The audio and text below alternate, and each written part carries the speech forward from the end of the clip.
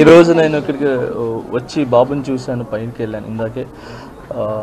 ఇప్పుడు బాగా కదులుతున్నారు, చూస్తున్నారు, వినపడతా ఉంది. కదలికలు అయితే చాలా బాగున్నాయి. సో ఇలానే అబ్బాయి తొందరగా కోలుకొని అందరు పిల్లల్లాగా హ్యాపీగా ఆడుకుంటూ ఒక మంచి ఆరోగ్యంగా ఉండాలని మనస్ఫూర్తిగా కోరుకుంటున్నాను. ఇప్పుడైతే బాగుంది, నేను చూడగానే చాలా హ్యాపీగా అనిపించింది.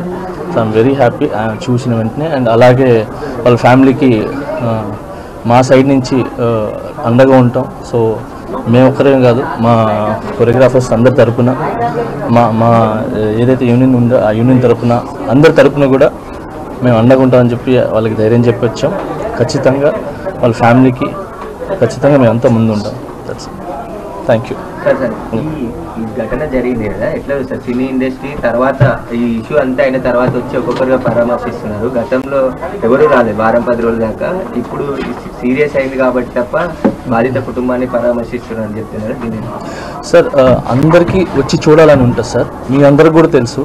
సో అందరు వచ్చి చూడాలని ఉంటుంది, కానీ కొన్ని పరిధులు ఉంటాయి. ఆ పరిధుల వల్ల ముందుకు రాలేరు. సో ఇంతకుమించి ఎక్కువ మాట్లాడలేను సార్. సో ఇప్పుడు బాగా అందరూ వస్తున్నారు కాబట్టి హ్యాపీ. సో వచ్చి అన్నీ చూస్తున్నాం. ఇక కాంట్రవర్సీ ఏం లేకుండా ఆ ఫ్యామిలీ బాగైపోయి మళ్ళీ అందరిలాగా అన్ని కుటుంబంలాగా బాగుండాలని కోరుకున్నాం సార్. Thank you.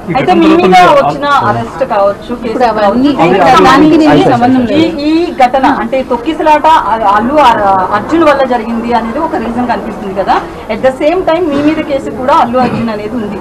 సో ఈ పాయింట్ ఆఫ్ వ్యూలో మీరు రావడం పట్ల అయితే సోషల్ మీడియాలో నెక్స్ట్ ట్రోల్ అయ్యే అవకాశం ఉంది. దీన్ని ఎలా చూస్తారు మీరు? చూడండి, నా కేసు కోర్టు పరిధిలో ఉంది కాబట్టి నేను మాట్లాడటం కరెక్ట్ కాదు.